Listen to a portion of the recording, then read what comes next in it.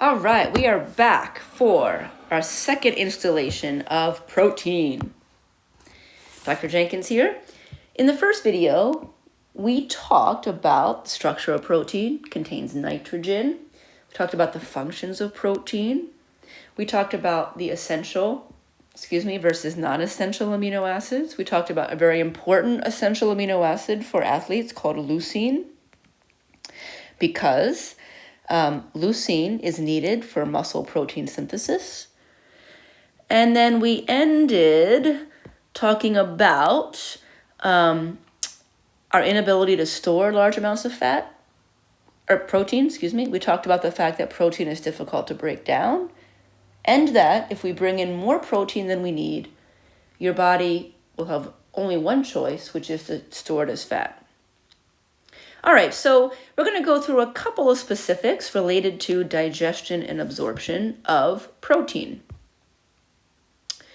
So again, you only need to know what's in red. So protein takes longer to digest than carbohydrates. Carbohydrates are the fastest macronutrient to be digested and absorbed. Fats have their own challenges for being digested and absorbed. But protein is probably the most complex nutrient, so it takes longer to digest and absorb. One particular reason, in addition to protein's complex structure, another reason why protein takes longer to digest and absorb is that in the small intestine, the proteins require a carrier for absorption. We're not going to get much more specific than that, but this is just an added step. Just like we talked about fat, dietary fats, when we have to absorb fats, we have some added steps. We need to have bile. Once we absorb fat into the muscle, there's a bunch of added steps, and that just means it takes longer. Well, it's a very similar story for protein. It takes longer, and one of the particular reasons why is when protein is to be absorbed through the small intestine wall into the bloodstream, it requires a carrier. An added step takes longer. Now, of course, just like with every other macronutrient, we bring in a big macronutrient. In this case, we bring in a big protein, and then we have to break it down into its smallest parts. This was true of the sugars. I bring in a polysaccharide, like a starch or a fiber. Your body has to break the big carbohydrate down into its smallest, which is the monosaccharide glucose. We talked about last chapter, you bring in big, huge triglycerides, the Big Mac fat, right? Your body has to break it down into its smallest components, which would be fatty acids. Well, same thing here. We bring in a big protein. We got to break it down into its smallest component, which are, of course, amino acids. I've been talking on and on about that pesky nitrogen. Well, the process of actually removing that nitrogen, which is part of digestion, is called deamination. Okay?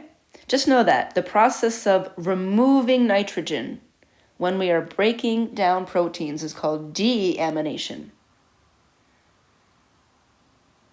It's difficult. I mentioned that when we break down that nitrogen, we form ammonia, which is there, NH3, which is really problematic. I'm not going to ask you about ammonia, but that's a difficult thing. Deamination, the process of removing nitrogen from the amino acid during digestion.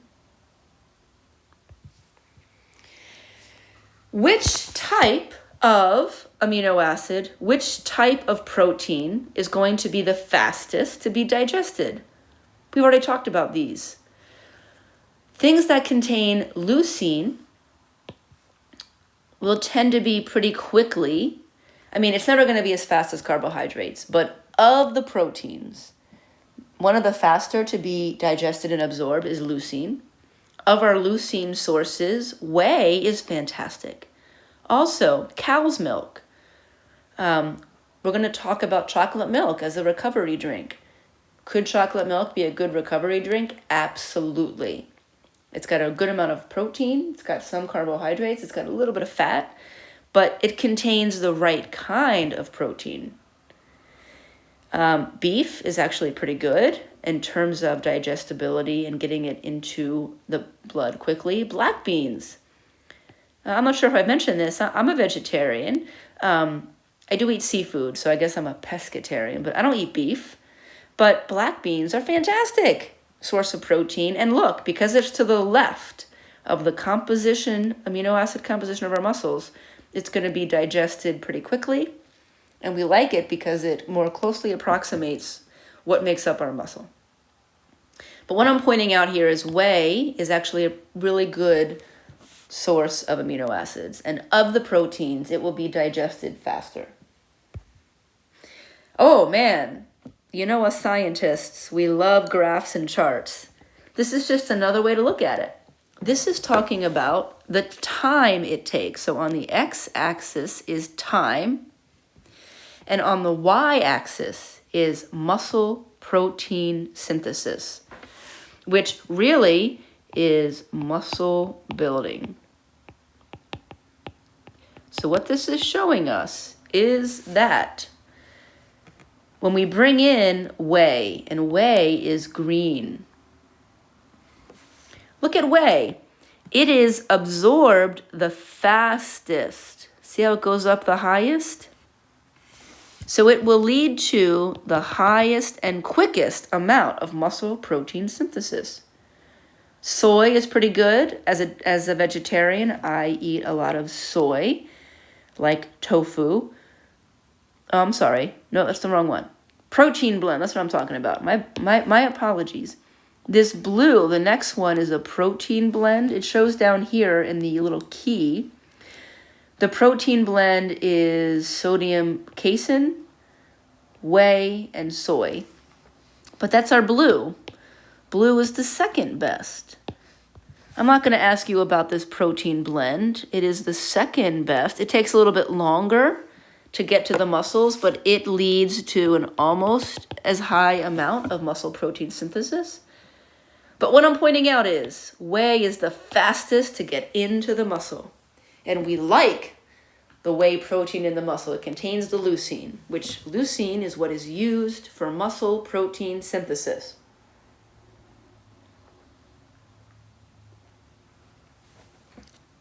Really good stuff, huh? Okay. I mentioned this already.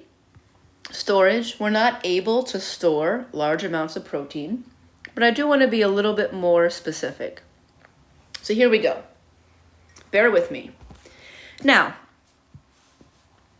after we break down the proteins, absorb them into the bloodstream, those broken down amino acids now in the bloodstream have two options.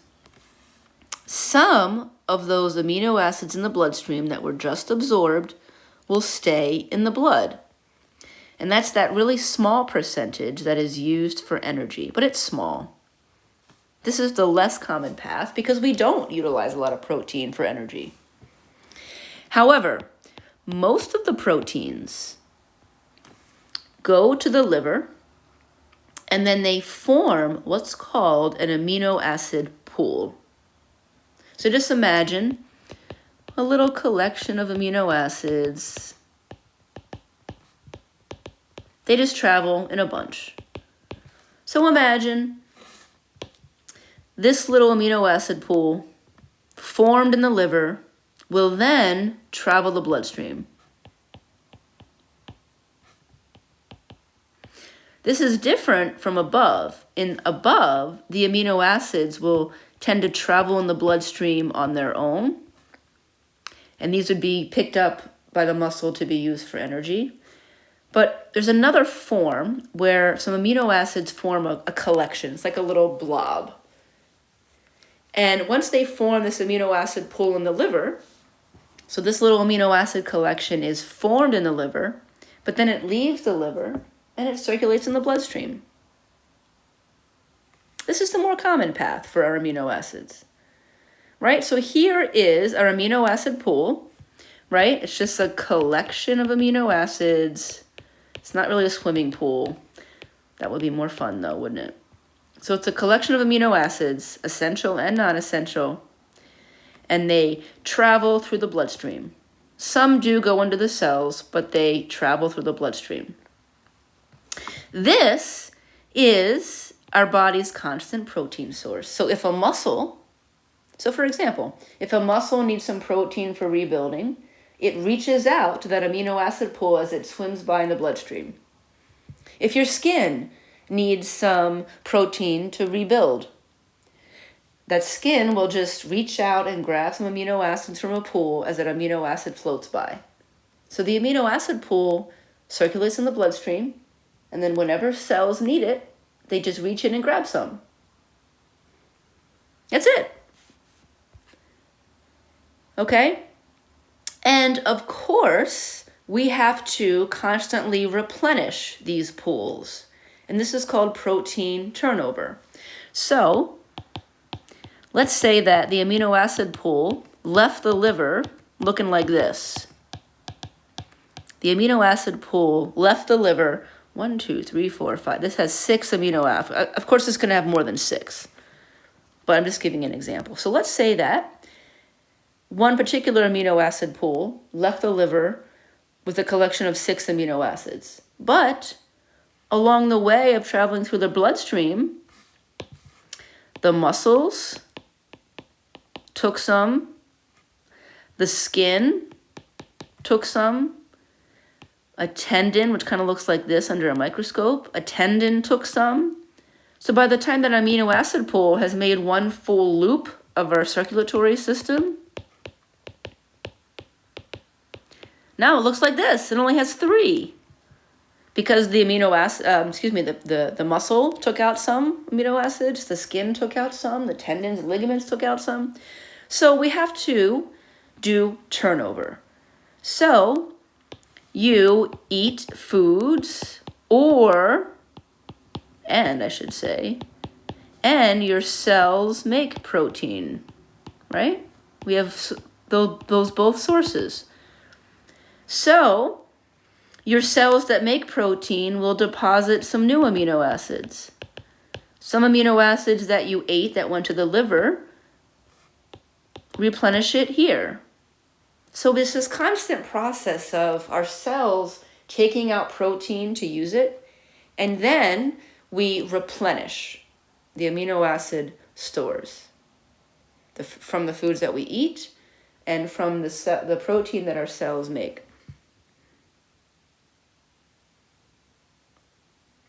That's protein turnover, replenishing the amino acid pools when needed. That's an easier way to say it, isn't it? Protein turnover, replenishing amino acid pools as needed. Now, there's an issue here that we have to address, and that is regulation. How do we know? How do we know when to replenish? Well, we regulate it, basically, by looking at nitrogen. So you have all these receptors, these specialized receptors, and they constantly sense nitrogen levels. Because nitrogen levels are related to our protein use.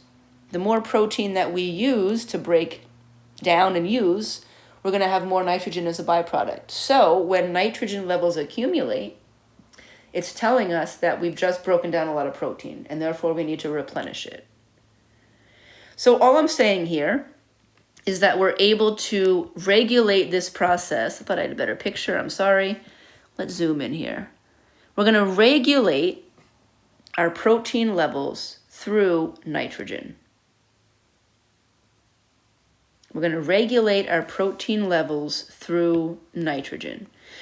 For healthy adults, the goal is to be in equilibrium, which means that we are bringing in the same amount of proteins that we used. So it's equal. But there's some times when you might be in positive energy balance. So be able to give an example of each of these. So I already gave you an example of when we should be in equilibrium for nitrogen levels. The healthy adult. Those amino acid pools are constantly stocked and they're equal to what is needed. But sometimes you might be in positive nitrogen balance, where you are bringing in more protein than you're excreting. So the scale is tipped a little bit. It's positive nitrogen balance because we're bringing in more protein, which is good. Sometimes we need that. Sometimes we need that. Think about an athlete in training. An athlete in training, they know that they're breaking down more muscle tissue. Therefore, they have to bring in more protein. So an athlete in training for certain periods of time wants to be in positive nitrogen balance. They're bringing in more protein. Sometimes someone might be in negative energy balance, and this is usually not a good thing, starvation. But if someone's really ill, their body is breaking down a lot more protein, and they're unable to bring in as much. This could be an athlete on a low protein diet. That would be terrible, by the way. We'll talk about this. Athletes on low protein diets. No. But an athlete on a low protein diet, they're breaking down a lot of protein in their muscles, but they're not bringing in enough. So be able to give an example, and I've circled the example that I would use in an exam or a quiz. Good stuff, my friends. So this is just saying we want our athletes to be in positive nitrogen balance. Okay.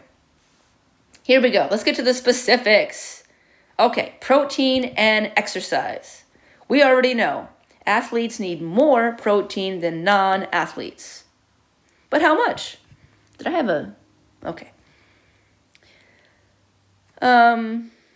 Obviously, more protein could help because it could build more muscle. Research does show that we burn more amino acids for energy.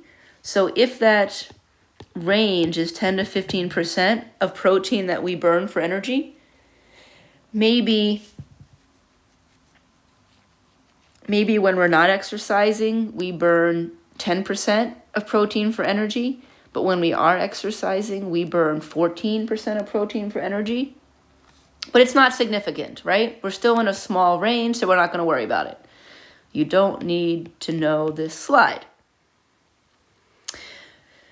So why do athletes need more protein? To repair and rebuild the muscles. And of course, tendons and ligaments, other things. Obviously, after we do high intensity particularly, this is why I said high intensity strength activities, this breaks down the most. So that's what the takeaway is from this slide. High intensity, weightlifting, sprinting, high intensity but short duration activities break down the muscle the most. There'll be some breakdown in endurance athletes, but usually the body's able to keep up. We talked about this already. How much more protein does an athlete need? We said that maybe 2.0 is the upper limit. I increased it a little bit, but somewhere about 2.0. Okay, we already talked about that. We already talked about this. We said the range for athletes is usually between, what did I say, 1.2 and 2? All right. Who needs the most? Strength athletes. What about endurance athletes? This is my jam, right? An endurance athlete who is really good at burning carbohydrates and fat, they will do something called protein sparing. And that is good, which means that they'll burn more carbs and fat. So by Endurance athletes burning mostly carbs and fat, they won't burn as much protein for energy. That's called protein sparing. But they will need more. You don't need to know this, but they will need a little more, of course, than someone who's not active. For endurance athlete, usually they can get it through diet. Usually. There's always going to be exceptions. I mean, if we're talking about Ironman level winner doing an Ironman in 8 hours, they're working at such a high intensity for all those 8 hours that I think a supplement may be considered. But for the everyday endurance athlete, they should be able to get all their protein needs through diet. Now, is there ever a case where we want to bring in protein during activity? Wait a minute. Protein during activity? We've talked about this already. Let's do a quick review. Only an athlete exercising for 45 to 60 minutes continuously.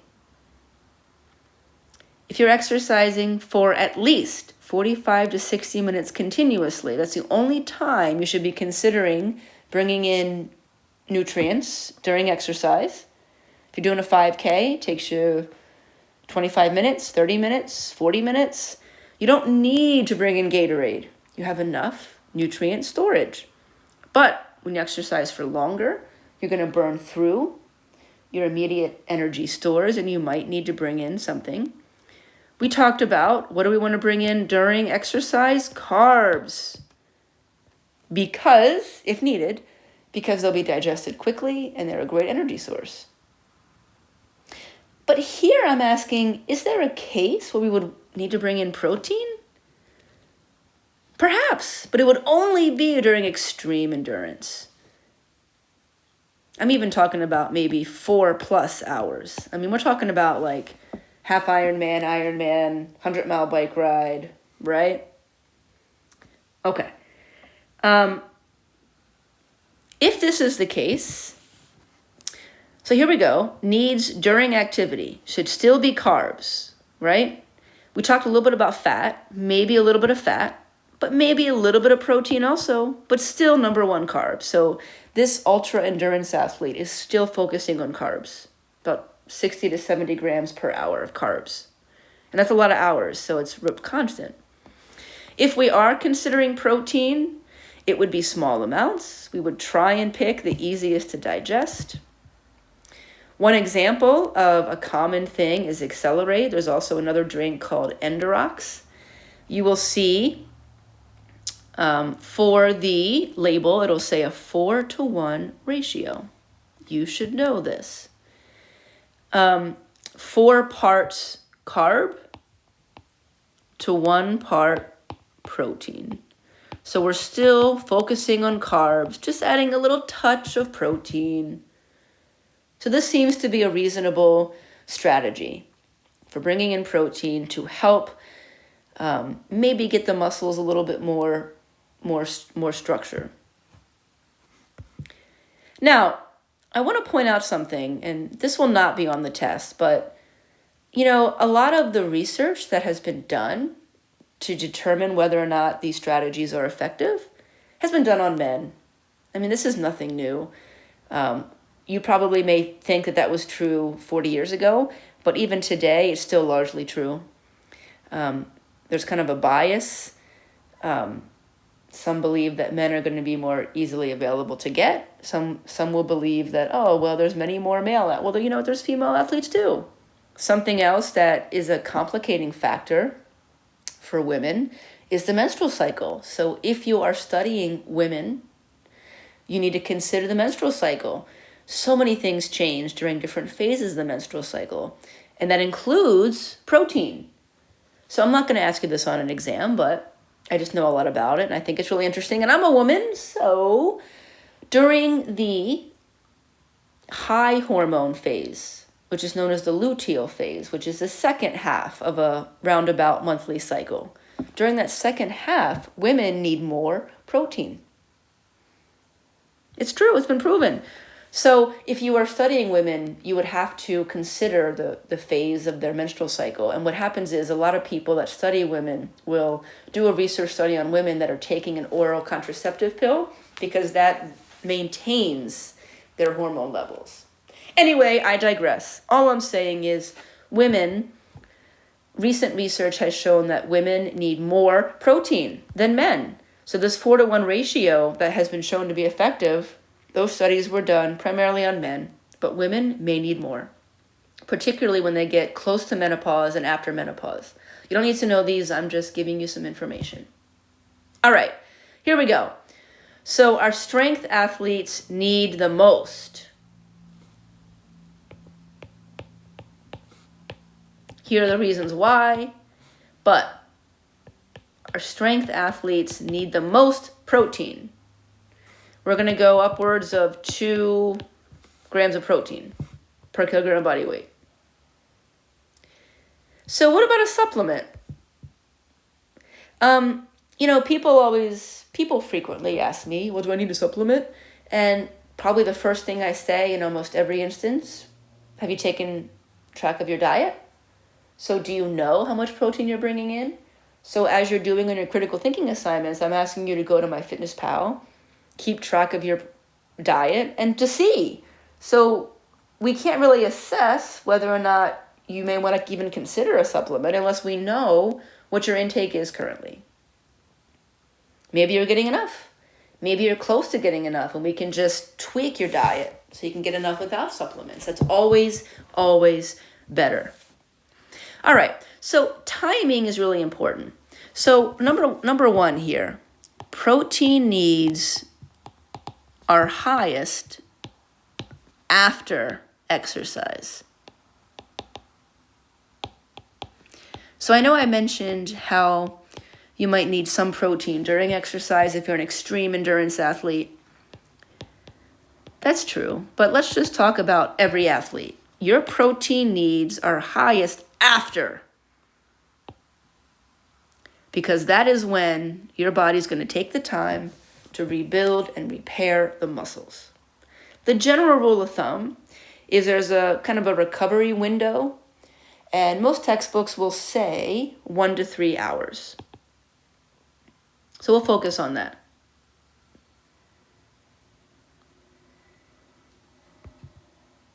Now, some recent research has come out, and it's shown that, as I was just talking about, the menstrual cycle in women, that the recovery windows and that need for protein is different. Look at this difference. I'm not going to ask you on a test, but I just think it's so interesting. We talked about that 1 to 3 hours. Well, research shows that men actually have a really long recovery window. So men may be able to get away with ingesting that protein over a longer period of time. Still, the focus should be 1 to 3 hours after exercise, but they've got longer. There seems to be a window of time where it's most important to get the amino acids into the muscle for best recovery and repair. Look at women, so much shorter. So women don't really fall into this 1 to 3 hours. They fall into within 1 hour, maybe a little bit less. I'm not going to ask you that on a test, but here are some examples of more research coming out. Is it difficult to ingest enough protein? No. I'm giving you some examples. You don't need to know these. Sample diet, 106 grams of protein. So think about when we did the calculation of 0.8 grams of protein per kilogram of body weight in the first video. Think about, like, I needed, 58 grams? Now, I'm an athlete, so I probably need more like 70 grams. But look at this. Pretty easy, folks, to get 106 grams per day. Look at this. You need 165 grams. Look at that. Notice some of the things I'm picking. Granola, trail mix with nuts, grains, English muffin, and some protein as well, like chicken teriyaki sub, chicken stir fry. Even things like rice have some protein. Okay. What are the effects of training? So I already mentioned this. So this is a good thing. With training, we like this. With training, you will do protein sparing. You will burn more carbs and fat, which leaves more protein for the muscles. This is good. So with training over time, a more fit person, it actually changes the metabolism a little bit. This is one of the adaptations to exercise over time. Your body gets better at using protein. It can use more carbs and fat for energy, leaving more protein for your muscles. Another thing that tends to happen with training is that we have less waste. We're better able to use the protein that we have, and there's less nitrogen waste. That kind of goes along with the efficiency. Some athletes are at risk for protein deficiency. So we think about female athletes that may not be eating enough food. They may be amenorrheic, which means that you lose your period.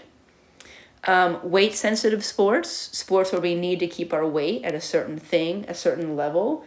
The diet is much more controlled, and it would be harder maybe to get enough protein. It could be a risk for vegetarian or vegan athletes. So we talked about how, sorry, I had to just read the slide, make sure I'm talking about the right thing. Just as too much protein can be a bad thing, so could too little. Potentially, if you don't have enough protein, your muscles will not be able to rebuild and repair, and they could waste away. This is not really a risk here in the United States. We have enough protein sources, even if it's not animal sources. So this is not really a risk in this country very often. Okay, coming on the home stretch here, I just want to talk about a couple last things because I do want to talk about some supplements or ergogenic aids. An ergogenic aid is something that a person takes to improve performance. When we say supplement, it's interpreted as a supplement is used to supplement your diet for something you are deficient in. So a supplement just means that you're putting in something that you're low on. But an ergogenic aid means that you're bringing in something which you may be low on. But the goal of an ergogenic aid is to improve athletic performance. Now, we're going to have whole chapters about this later this semester. Protein is a big one. There's a lot of supplements acting as ergogenic aids that address protein because protein is so important for athletes. Here are some potential benefits. I'm not saying these have been proven, but this is what some people will say. We're going to talk about these much later, but I want to just briefly touch on whey protein and the branched chain amino acids, which you might know as BCAAs. Whey protein. Whey protein is a byproduct of cheese from the milk portion, blah, blah, blah, blah, blah, blah, blah. It also is found in milk as a whole. So you don't have to necessarily get the whey protein from a supplement store, right? You can get some whey protein from milk. Hello, chocolate milk. So you don't necessarily have to get this as a supplement. You can get it in food. The proposed mechanism of action for how taking in whey protein could be beneficial to performance is that it will support muscle growth and it will facilitate or help recovery. You should know what I am circling. Whey protein. What are the proposed benefits? Oh, you can build more muscle. Oh, you can recover better. Well, what does the research show? Interestingly, this is interesting, folks. When we do a controlled scientific method experimental study where we have one group take the whey protein, the other group take a placebo, we control for everything we can possibly control for. Same diet, same workout program, similar age, similar activity level. There's actually no significant difference when we do it that way. However, there is quite a bit of anecdotal evidence. Anecdotal just means that people report that it works. Your buddy from the gym, maybe you. So here's an interesting case where we haven't yet been able to prove in a study that it works better than a placebo, but there's a lot of anecdotal evidence. And something else to consider is that if you take it properly, it's really safe. So we could conclude, therefore, that there's really limited risk in taking this as an ergogenic aid. Now, of course, I'm always going to encourage my athletes to get all their needed protein through diet first. But if there is a need for supplementation, I think whey protein is a reasonable thing to attempt. We also talked about the fact that whey protein is really high in leucine, which is the essential amino acid that is most helpful in building muscle. We know that whey protein, the composition, is very close to the composition of our own skeletal muscle, which makes it the easiest and fastest of all the proteins to be absorbed and dealt with.